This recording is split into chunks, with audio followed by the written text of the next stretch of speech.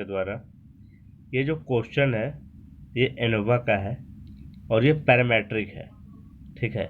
एक होता है पैरामेट्रिक, एक होता है नॉन पैरामेट्रिक, तो आप लोग पैरामेट्रिक देख रहे हैं। तो सबसे पहला question, what will be the full form of ANOVA. ANOVA का जो है विस्तृत रूप क्या होता है। ऑप्शन में क्या क्या है, ऑप्शन में है analytical of variance, analog of variance, another of variance या एनालिसिस ऑफ वेरियांस। तो इसका आंसर क्या हो जाएगा, इसका आंसर हो जाएगा एनालिसिस ऑफ वेरियांस। चलिए पढ़ते हैं नेक्स्ट क्वेश्चन की ओर। एक चीज आप लोग ध्यान दीजिएगा, एनालिसिस ऑफ वेरियांस को हिंदी में कहा जाता है प्रसरण विश्लेषण, ठीक। और नोट करने वाली बात क्या है कि एनोवा में, किसमें, एनोवा में यानी एनालिसिस ऑफ वेरियांस, यहाँ पे आप लोग एक चीज ध्यान दीजिएगा कि ए एन का मतलब यहाँ पे एनालिसिस हो गया और ओ का मतलब ऑफ हो गया और भी ए से हो गया वेरियांस, भी ए से क्या हो गया, वेरियांस। यानी ए एन से एनोवा, ओ से ऑफ और भी ए से वेरियांस, ठीक है। तो एनोवा में वर्गों के योग को, जो वर्ग का योग होता है, किसका योग, वर्ग का, उस वर्ग के, इस 5 का वर्ग, हाँ, तो उस वर्ग के योग को क्या कहा जाता है, प्रसरण। क्या कहा जाता है इसको, प्रसरण। आप लोग इस बात को ध्यान में रखना है। यानी जितने भी वर्ग होंगे उन वर्गों के योग को क्या कहा जाता है, प्रसरण, यानी कुल प्रसरण। क्वेश्चन नंबर 2 का सवाल है, एनोवा में शोधकर्ता द्वारा कितने समूहों के माध्यों के अंतर की सार्थकता की जांच की जाती है। जो एनोवा है, उस एनोवा में शोधकर्ताओं द्वारा, किसके द्वारा, शोधकर्ताओं के द्वारा कितने समूहों के माध्यम से, कितने समूह यानी उसमें कितने समूह होते हैं और उनके माध्य यानी मीन, ठीक है, उनके मीन के अंतर की सार्थकता क्या की जाती है, जांच की जाती है। क्या की जाती है, जांच। तो अच्छा ये बताइए, अगर किसी का आपको ना क्या निकालना है, अंतर, क्या निकालना है, अंतर, तो अंतर निकालने के लिए 2 चीज तो होगा ही कम से कम। जैसे 2 को मीठा में अंतर, कौन सा मीठा अच्छा लगा, 2 गुपचुप, वो उसका गुपचुप, इसका गुपचुप, इसका गुपचुप अच्छा लगा, मतलब करने का मतलब कम से कम तो 2 होना चाहिए। तो ये जो है 2 या 2 से अधिक, ये सही होगा। 2 दे सकते हैं लेकिन देंगे नहीं। क्यों नहीं देंगे, क्योंकि 2 या 2 से अधिक, लेकिन कम से कम 2 को तो होना ही चाहिए और 2 को से ज़्यादा, ठीक है।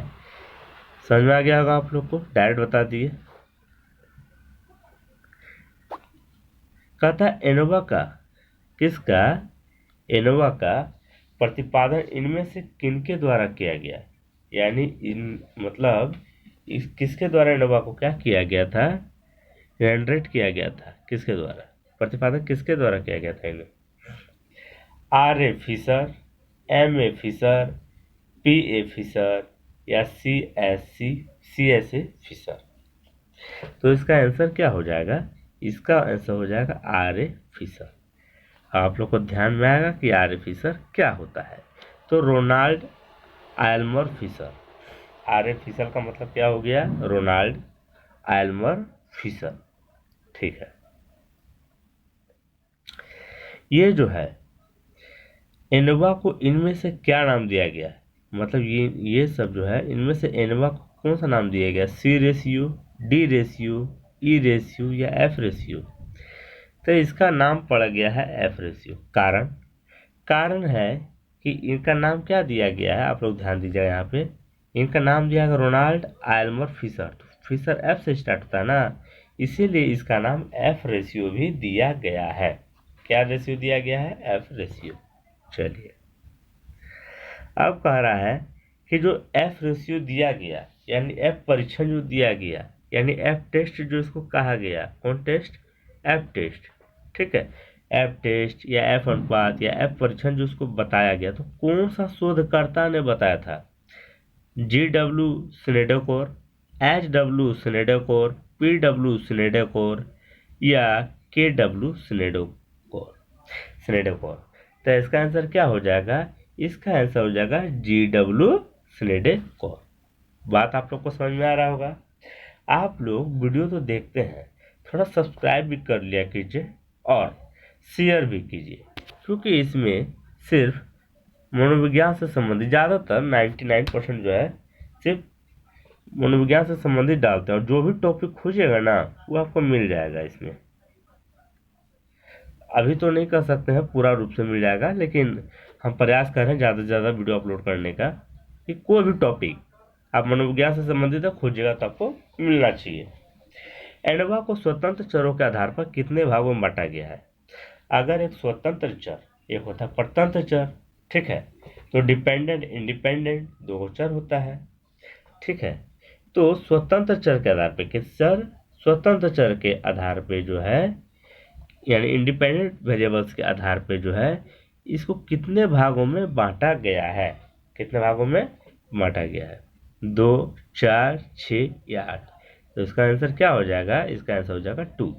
यानी एनोवा को जो है स्वतंत्र, ध्यान दीजिएगा आप लोग सेंटेंस पे, एनोवा को स्वतंत्र चर के आधार पर कितने भागों में बांटा गया है? 2।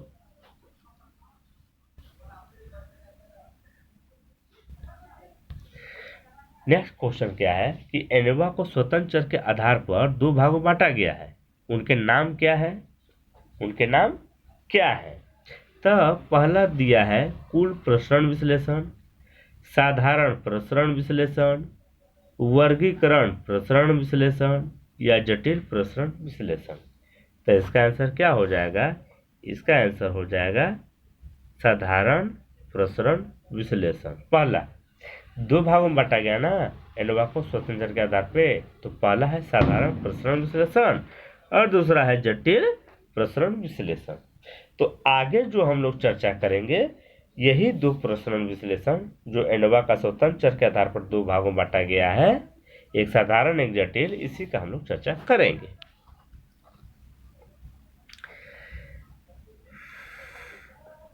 यहाँ पे कह रहा है साधारण प्रसरण विश्लेषण के गुण इनमें से कौन नहीं है? ठीक है, सॉरी माफ कीजिएगा, कौन है?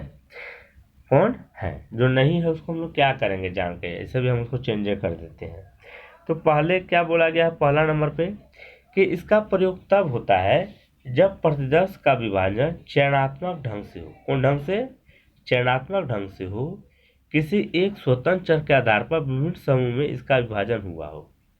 और बोल रहा है कि एक स्वतंत्र चर के आधार पर कितना? एक। विभिन्न समूह में क्या हुआ? उसका विभाजन हुआ। सबसे पहला बात तो इसका प्रयोग तब होता है जब प्रतिदर्श का विभाजन चयनात्मक, इसमें चयन कहाँ से करेंगे भैया? इसका कहता है इसका प्रयोग तब होता है जब प्रतिदर्श का विभाजन यादृच्छिक ढंग से हो। किसी एक परतंत्र चर के आधार पर विभिन्न समूहों में इसका विभाजन हुआ हो। तो ये भी गलत हो गया। तीसरा क्या कहता है? इसका प्रयोग तब होता है जब प्रतिदर्श का विभाजन यादृच्छिक ढंग से हो। किसी एक स्वतंत्र चर के आधार पर विभिन्न समूह में इसका विभाजन हुआ। हाँ, ये हो गया बिल्कुल सही। ये क्या हो गया? बिल्कुल सही है ये। ठीक है, चलिए बढ़ते हैं नेक्स्ट क्वेश्चन की ओर। कहता है देखिए कहीं कहीं ना आपको एनोवा मिलेगा। ठीक है, क्या मिलेगा? एनोवा। कहीं कहीं पे आपको अनोवा मिलेगा। तो एनोवा अनोवा दोनों एक ही है, घबराने वाली बात नहीं है। तो यहाँ कह रहा है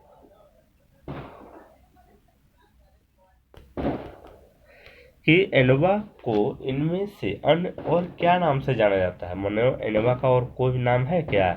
तो वो कौन सा नाम है वो यहाँ पूछ रहा है। तो बोल रहा है बहुमार्गी प्रसरण विश्लेषण के नाम से जानते हैं एनोवा को, या एक मार्गी प्रसरण विश्लेषण, या द्विमार्गी प्रसरण विश्लेषण, या द्विकारक मार्गी प्रसरण विश्लेषण। तो इसका आंसर क्या हो जाएगा? एक मार्गी प्रसरण विश्लेषण। यानी एनोवा को जो है ना, एनोवा को पैरामीट्रिक का हम बात कर रहे हैं, नॉन पैरामीट्रिक का नहीं। तो एनोवा को जो है एक मार्गी प्रसरण विश्लेषण भी कहते हैं।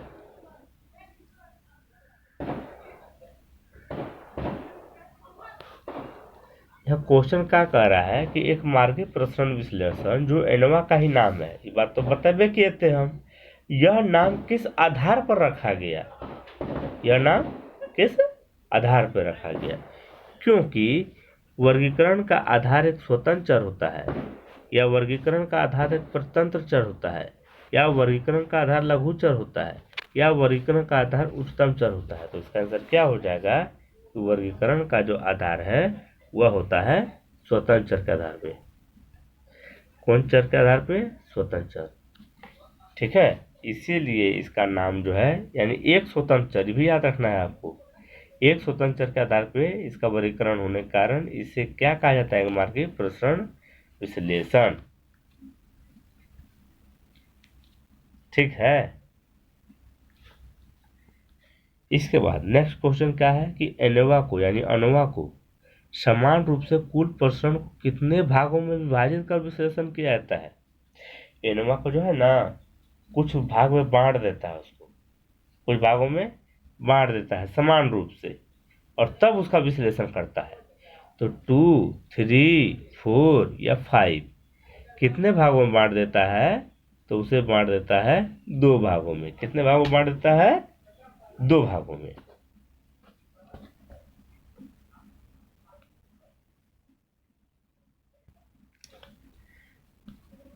इसमें क्वेश्चन क्या कह रहा है कि एनोवा को समान रूप से कुल प्रसरण को 2 भागों में विभाजित कर देता है। इसके पहले हम लोग पढ़ लिए थे।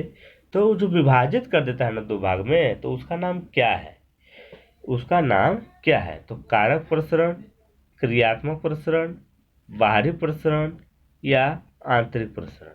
तो इसका आंसर क्या हो जाएगा, बाहरी प्रसरण। ये तो हो गया पहला वाला, और दूसरा आंतरिक प्रसरण। अब बाहरी प्रसरण और आंतरिक प्रसरण का और भी नाम है, ठीक है। तो आपको सबको याद रखना है, यानी बाहरी प्रसरण को और कुछ कहते हैं क्या, आंतरिक प्रसरण को और कुछ कहते हैं क्या, वो सब याद रखना है। यानी एनोवा को 2 भागों में विभाजित किया गया है, ठीक है। कितने भागों में, 2 भागों में, तो एक बाहरी और एक आंतरिक, ठीक है। लेकिन यहाँ पे लिख मिलेगा आपको बिटवीन और अमोंग, तो उसका फायदा नीचे होने वाला है। आप लोग को जो इंग्लिश देखते होंगे उनके लिए मैं बात कर रहा हूँ। कहता है एनोवा में बाहरी प्रसरण को और क्या नाम दिया गया, किस प्रसरण को, बाहरी। तो 2 नाम इसमें से आपको मिलेगा, तो वो दोनों नाम बताना है, ठीक है। बाहरी प्रसरण को किस नाम से बुलाते हैं, तो नंबर 1 समूह के बीच का प्रसरण, समूह के बीच का प्रसरण, यह बड़ा प्रसरण, यह प्रसारण लिखा गया है, समय प्रसरण होगा यह वाला प्रसरण, ठीक है। कारक प्रसरण या क्रियात्मक प्रसरण। मैं इतना इतना टाइप करता हूँ ना, ये बहुत थक जाता हूँ, कभी कभी मिस्टेक हो ही जाता है। तो एनोवा को बाहरी प्रसरण को क्या नाम दिया गया था, तो एक दिया गया था समूह के बीच का प्रसरण, जो अभी इंग्लिश आप लोग देख रहे थे। समूह के यानी बाहरी प्रसरण को समूह के बीच का भी प्रसरण कहा जाता है, या उसको बड़ा प्रसरण भी कहा जाता है। कैसा, बड़ा बाहरी प्रसरण को, ठीक है।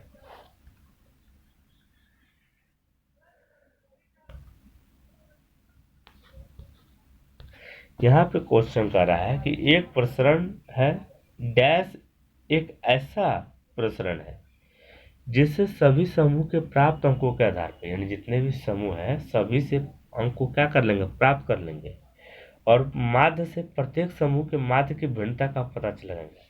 मतलब सभी समूह का ना माध्य को ले लेंगे, उसका क्या करेंगे, उसी के आधार पे अलग अलग जो समूह है उनका भिन्नता का पता चलता है। तो इनमें से किससे, इनमें से किससे, तो समूह के ऊपर का प्रसारण इसको बोलेंगे, समूह के नीचे का प्रसारण बोलेंगे, समूह के बीच का प्रसारण बोलेंगे, या समूह के दाएं से लेकर बाएं तक का प्रसारण इसको बोलेंगे।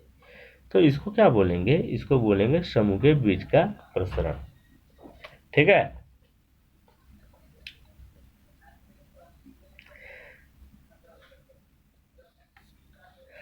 प्रत्येक समूह में पाए जाने वाले, प्रत्येक समूह में पाए जाने वाले प्राप्तांकों की औसत भिन्नता को समूह के भीतर का प्रसरण कौन सा प्रसरण कहा जाता है।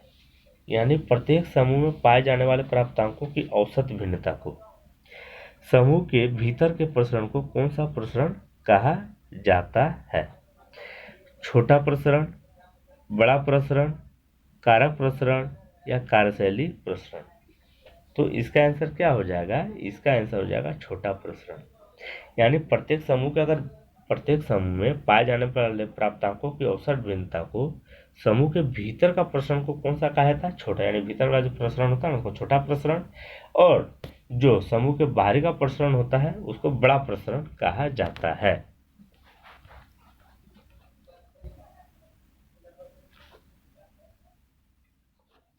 कह रहा है साधारण एनोवा के दूसरे प्रसरण जो है, किसका? साधारण एनोवा का जो दूसरा प्रसरण है, आंतरिक प्रसरण को अन्य किस नाम से जाना जाता है?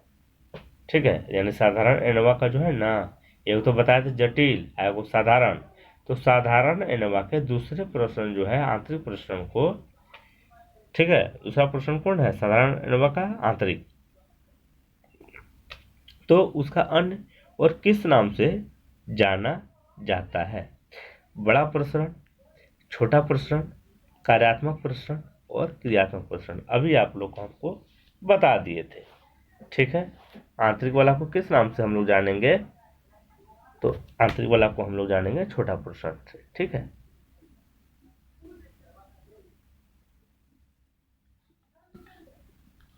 इसके बाद यहाँ क्या कह रहा है? एडजस्ट हुआ बढ़िया से? इसके बाद यहाँ कह रहा है कि प्रत्येक समूह का प्रसरण अलग अलग ज्ञात करना, फिर उन सभी प्रसरणों का औसत ज्ञात करना। सबसे पहले जितने भी समूह थे ना, सबका हम ज्ञात कर लिए। ठीक है, और इसके बाद क्या किए? सभी प्रसरणों का औसत ज्ञात कर लिए। और यानी कहने का मतलब जितना भी, जैसे एक थाली में 5 लड्डू, दूसरा में 5, तीसरा में 8, 6, 14, इस तरह करके, तो सभी को हम लोग क्या कर लिए? अलग अलग ज्ञात कर लिए, और फिर सबको हम जोड़ के तब उसका औसत ज्ञात किए। तो ऐसे प्रसरण को ज्ञात करना क्या कहलाता है? इस औसत को एकांश के भीतर का प्रसरण कहा जाता है, नंबर 1। या सेकंड नंबर में है, इस औसत को समूह के बाहर का प्रसरण कहा जाता है, या इस औसत को समूह के बाहरी वातावरण का प्रसरण कहा जाता है, या इस औसत को समूह के भीतर का प्रसरण कहा जाता है। तो यही है, सब इस औसत को ना समूह के भीतर का प्रसरण कहते हैं। कौन सा? समूह के भीतर का प्रसरण।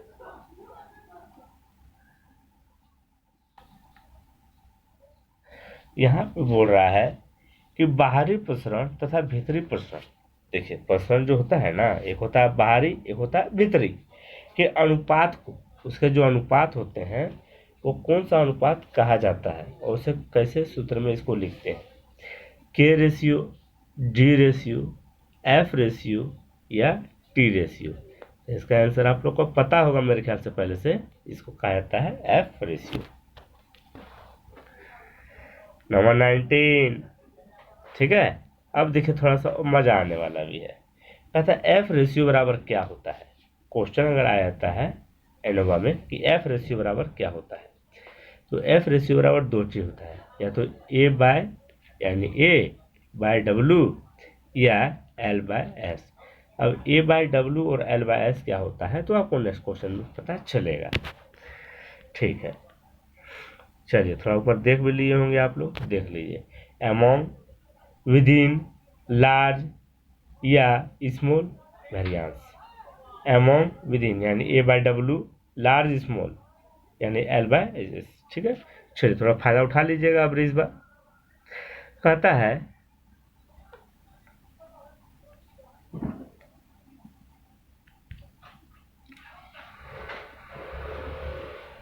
कि किसी समूह का कुल माध्य, किसी समूह का कुल माध्य और इसी समूह के विभिन्न माध्य में भिन्नता पाई जाती है। अगर कोई समूह है उसका कुल माध्य और उसी समूह का अगर विभिन्न माध्यम का देखते हैं, विभिन्न माध्यम में क्या पाई जाती है? विभिन्नता। इस प्रकार का प्रसरण क्या कहलाता है? आंतरिक प्रसरण, विशिष्ट प्रसरण, त्रुटि प्रसरण या बाहरी प्रसरण? तो इसको क्या कहते हैं हम लोग? इसको कहते हैं बाहरी प्रसरण। आप लोग वीडियो को सब्सक्राइब कर लीजिए, क्योंकि सबसे पहला नोटिफिकेशन आप ही को मिलेगा, क्योंकि हम सिर्फ साइकोलॉजी से संबंधित पढ़ाते हैं। अगर आपका सब्जेक्ट में साइकोलॉजी है, मतलब ये चैनल आपके लिए यूजफुल है 100%।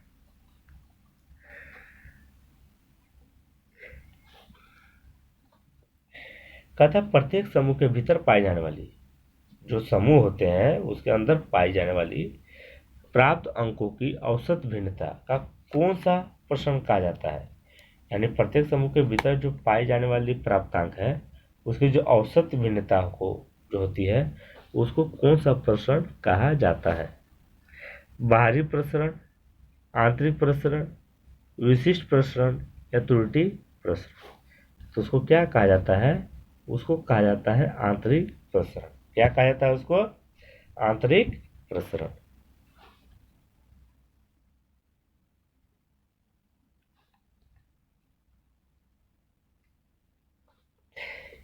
जब किसी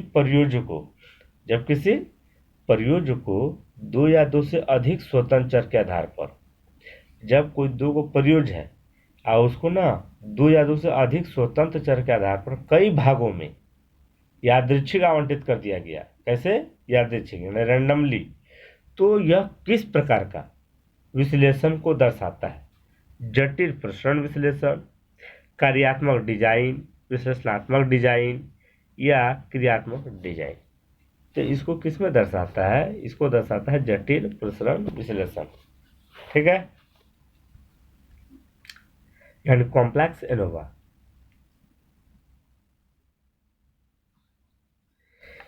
कहता है कि जटिल प्रसरण विश्लेषण में अगर वर्गीकरण या आवंटन के, किसका, वर्गीकरण यानी बांटेगा या आवंटन करेगा, उसके तीन स्पष्ट आधार होते हैं।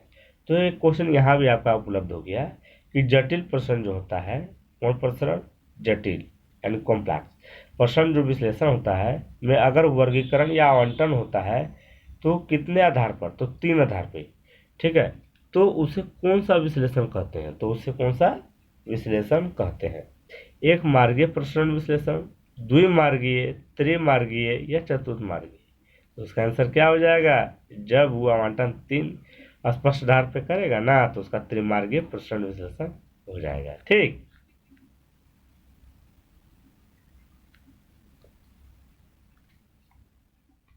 कहता है जटिल प्रसरण विश्लेषण के, किसका, जटिल प्रसरण विश्लेषण के द्विमार्ग प्रसरण तथा त्रिमार्ग प्रसरण विश्लेषण डिजाइन को क्या कहा जाता है।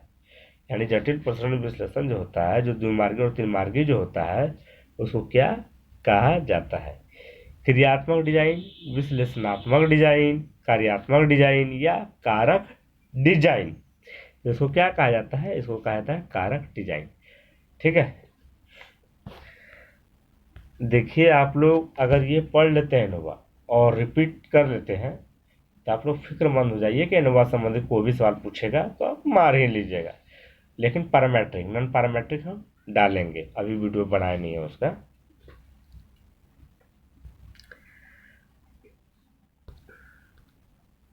यहाँ पे कह रहा है कि जटिल प्रसरण विश्लेषण द्वारा मुख्य प्रभाव के साथ साथ, यहाँ पे ध्यान दीजिएगा कि मुख्य प्रभाव, आप लोग ध्यान दीजिएगा इस बात पे। तो जटिल प्रसरण विश्लेषण द्वारा जो मुख्य प्रभाव के साथ साथ किनके प्रभाव का विश्लेषण किया जाता है। यानी जटिल प्रसरण विश्लेषण जो होता है ना, उसे मुख्य प्रभाव का तो विश्लेषण होता ही है और उसके साथ साथ किनके प्रभाव का विश्लेषण किया जाता है। मुख्य प्रभाव क्या होता है पता चल जाएगा आपको थोड़ा देर में, चाहे तो बता सकते हैं लेकिन नहीं। कहता है जटिल प्रसरण विश्लेषण द्वारा मुख्य प्रभाव के साथ साथ किनके प्रभाव का विश्लेषण किया जाता है। अंतःक्रिया प्रभाव, अंतः क्रिया प्रभाव, अंतरात्मक क्रिया प्रभाव या अंतरात्मक क्रिया प्रभाव। तो इसका आंसर क्या हो जाएगा, इसका आंसर हो जाएगा हाँ, अंतः क्रिया प्रभाव। क्या हो जाएगा, अंतः क्रिया प्रभाव। अब कहता है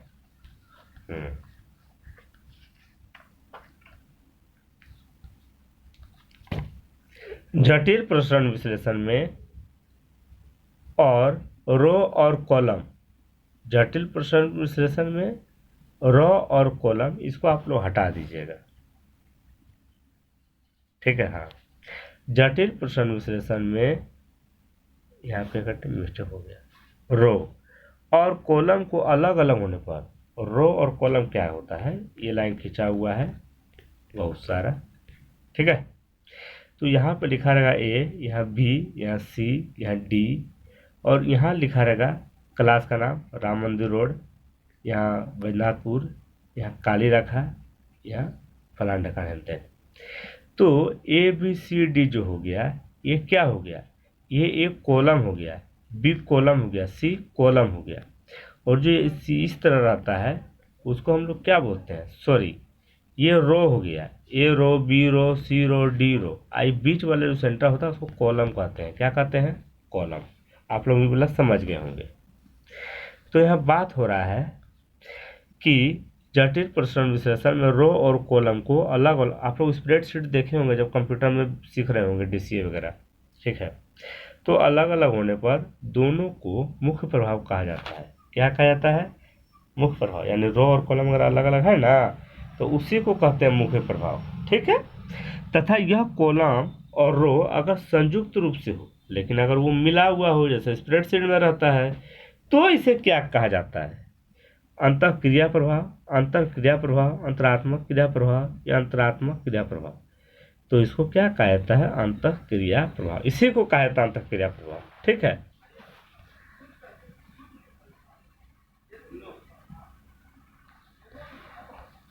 कहता है जटिल एनोवा, जो जटिल एनोवा होता है, इनोवा यहाँ लिखा है यानी एनोवा होता है, में वर्गों के कुल योग, जो वर्ग का जो योग होता है उसका कुल योग यानी कुल प्रसरण को निम्नलिखित रूप से कितने भागों में बांटकर विश्लेषण किया गया है, तो 2, 3, 4 या 5।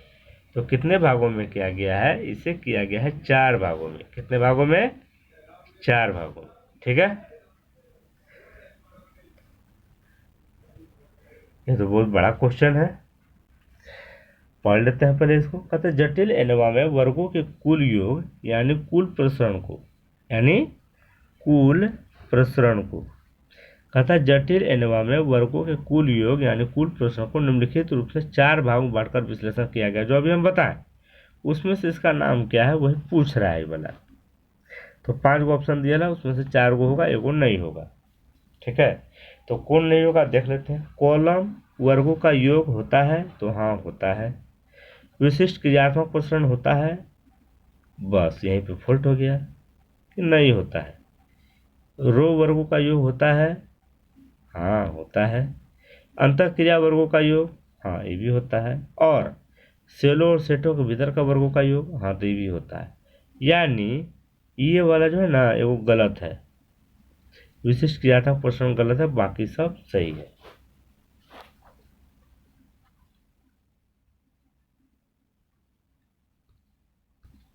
कहता है कि कॉलम के माध्यों का अंतर, हम बात कर रहे हैं किसका, सीधा वाला, ठीक है, जो इसे स्लैंग खींचा था ना इसका, ठीक है। यहाँ राम मंदिर, यहाँ जो भी है जुल पोखर फलान का। तो कहता कॉलम के माध्यों का अंतर, उसका जो माध्य होता है, ठीक है, अंतर सभी प्राप्तांकों के माध्य, जिसे कुल माध्य कहा जाता है। और जितना भी प्राप्तांक है सभी का माध्य को कौन माध्य, कुल माध्य कहा जाता है, से ज्ञात किया जाता है।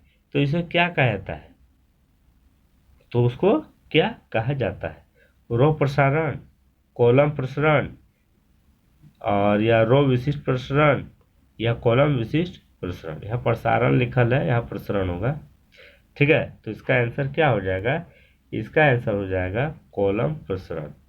इसका आंसर क्या हो जाएगा, कॉलम प्रसरण।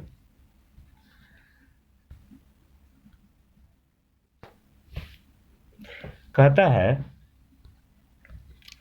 कि रो के मध्य का अंतर, जो रो का जो माध्य होता है, यानी माध्य या मध्य लिखा माध्य, यानी मीन का जो अंतर होता है सभी प्राप्त अंकों के माध्यम से जाना जाता है। किसके अंकों से, प्राप्त अंक के माध्यम से जाना जाता है। इसे क्या कहा जाता है, इसे कहा जाता है रो प्रसरण या कॉलम प्रसरण, प्रसारण लिखल है, या कॉलम वर्गों का योग या रो वर्गों का योग।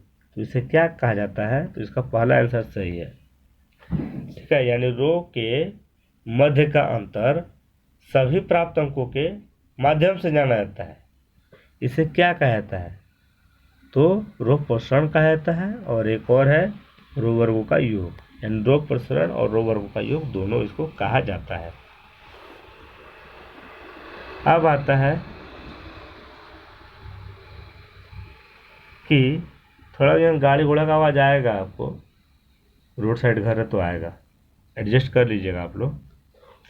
कहता है दो स्वतंत्र चरों के संयुक्त प्रभाव द्वारा, यानी अगर रो और दो स्वतंत्र चरों के संयुक्त प्रभाव द्वारा प्राप्त अंकों में होने वाली भिन्नता को क्या कहा जाता है। यानी दो अगर स्वतंत्र चर है और उसका संयुक्त प्रभाव द्वारा, मतलब मिला जुला प्रभाव अगर मिलता है, उसमें प्राप्त अंकों में होने वाली भिन्नता, जो प्राप्त अंकों में जो भिन्नता हो जाता है उसको क्या कहते हैं।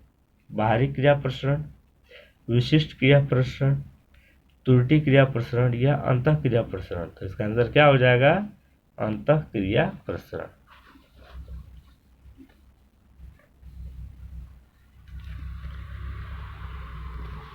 कहता अभ्यास तथा प्रेरणा के संयुक्त प्रभाव द्वारा, किसके द्वारा, अभ्यास तथा प्रेरणा के संयुक्त प्रभाव द्वारा सीखने के निष्पादन में, किस में, सीखने के निष्पादन में होने वाली भिन्नता को क्या कहते हैं। बाहरी क्रिया प्रसरण, अंतः क्रिया प्रसरण, विशिष्ट क्रिया प्रसरण या त्रुटि क्रिया प्रसरण। तो इसका आंसर क्या हो जाएगा, त्रुटि क्रिया प्रसरण।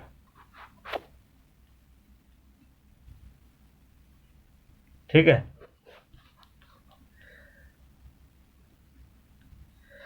अब यहाँ पे आप लोग ध्यान दीजिएगा, कहता है अंतःक्रिया प्रकरण को अन्य किस नाम से जाना जाता है, यानी प्रसरण को, ठीक है, किस नाम से जाना जाता है या कहा जाता है अंतःक्रिया को। रो एक्स कॉलम इंटरेक्शन, रो डबल एक्स कॉलम इंटरेक्शन या ट्रिपल या चतुर्थ कॉलम एक्शन, कौन होगा। तो इसका आंसर क्या हो जाएगा, रो एक्स कॉलम इंटरएक्शन। ठीक है। ये जो है अंतःक्रिया का जो प्रसरण होता है ना, प्रकरण होता है, उसको अन्य किस नाम से जाना जाता है या कहा जाता है, तो रो एक्स अंतःक्रिया को। कहता सेलों या सेटों के भीतर, कोई सेल होता है या सेट होता है, उसके भीतर वर्गों का जो योग को इनमें से क्या कहा जाता है। सेल या सेट के जो वर्ग होते हैं वर्गों के योग को क्या कहा जाता है। जैसे सेल का अवशिष्ट प्रसरण,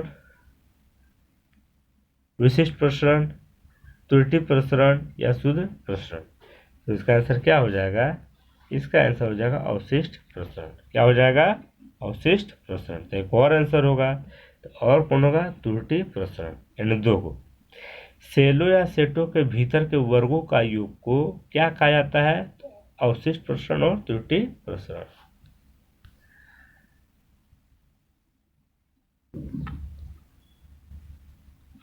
कहता है F4 रो, F4 कॉलम तथा F4 इंटरैक्शन ज्ञात करने में किस प्रसरण का प्रमुख योगदान है। यानी F4 रो, F4 रो, F4 कॉलम और F4 इंटरैक्शन ज्ञात करने में किस प्रसरण का बहुत महत्वपूर्ण योगदान होता है। तो सेलों के भीतर के वर्गों का योग, सेलों या सेटों के बाहर के वर्गों का योग, सेलों या सेटों के समूह के वर्गों का योग, सेलों या सेटों के भीतर के वर्गों का योग। इसका आंसर क्या हो जाएगा, इसका आंसर हो जाएगा सेलों या सेटों के भीतर का योग। ठीक है।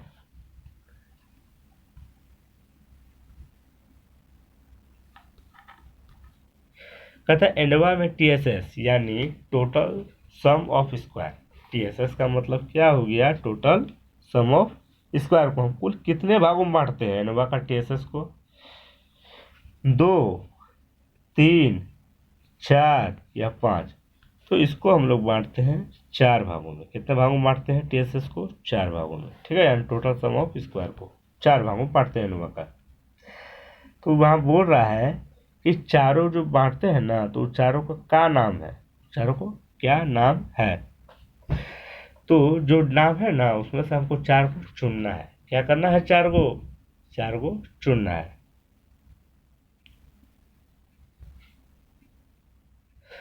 SSK, SSR, SSR XK या SSW या SWW। तो इसका आंसर क्या हो जाएगा, इसका आंसर हो जाएगा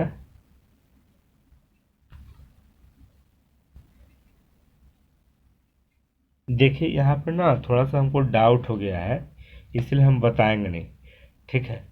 लेकिन जहाँ तक मेरा मानना है 5 नंबर हो गया है सर गलत, अब बाकी सब सही है, ठीक है, बाकी सब सही है। लेकिन इसका कन्फ्यूजन दूर हो जाएगा जब नेक्स्ट क्वेश्चन में हम लोग बढ़ेंगे। तो नेक्स्ट क्वेश्चन में माफ कीजिएगा, मिल गया हमको, पता चल गया 1 2 3 4 सही है, 5वां नंबर गलत है, जो बताया वो सही है बिल्कुल, ठीक है।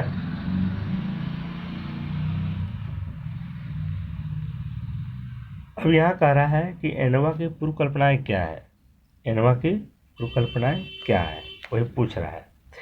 तो इसका क्या है, समूह द्वारा जो प्रतिदर्श लिए गए हैं ना, उसका वितरण असमान होना चाहिए। जो प्रश्न आप लेते हैं, प्रतिदर्श जो लेते हैं, जो सैंपल लेते हैं, उसका वितरण असमान होना चाहिए, तो ये सही है।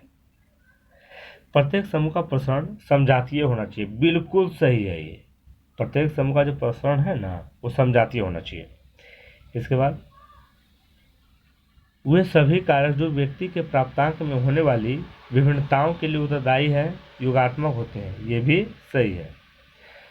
अब यहाँ देखिए चौथा नंबर हम लिखे नहीं है, ठीक है, ऑप्शन दिए नहीं है, और ये सही है। कहता है इसे प्रयोज्य के विभिन्न अवस्थाओं को यादृच्छिक आवंटन किया जाता है, तो ये भी सही है। लास्ट है, देखिए यहाँ पे ऑलरेडी दिया हुआ है SSK, SSR, SSRX ठीक है, सब दियल है। और एक होता है W वाला SSW, तो ये भी सही है। बाकी SWW ये गलत था उसमें, जो पिछला क्वेश्चन में हम लोग चर्चा कर रहे थे। तो यहाँ पे क्या कह रहा है कि TSS यानी मिल गया यहाँ पे, कहता TSS यानी वर्गों के कुल योग में SSK, SSR या SSRXK को घटा करने पर, यानी घटाने पर बाद में जो शेष बचता है ना, उसे अवशिष्ट प्रसरण तथा त्रुटि प्रसरण भी कहते हैं। त्रुटि प्रसरण यानी अवशिष्ट प्रसरण और त्रुटि प्रसरण भी कहा जाता है। तो आपको बताना है संक्षेप में इसको क्या कहा जाता है, यानी अवशिष्ट प्रसरण या त्रुटि प्रसरण को संक्षेप में क्या कहा जाता है, वही आपको बताना है। तो इसको कहा जाता है SSW, डायरेक्ट हम बता दिए क्या कहा जाता है उसको, SSW यानी TSS यानी वर्गों के कुल योग। आप लोग सब्सक्राइब कर लीजिए, शेयर भी कर दीजिए ताकि मैं मोटिवेट हो सकूं। कहता है TSS यानी वर्गों के कुल योग में SSK, SSR या ये घटाने पर जो शेष बचता है, यानी अवशिष्ट प्रसरण यानी त्रुटि प्रसरण को SSW के नाम से जाना जाता है। जय भारत।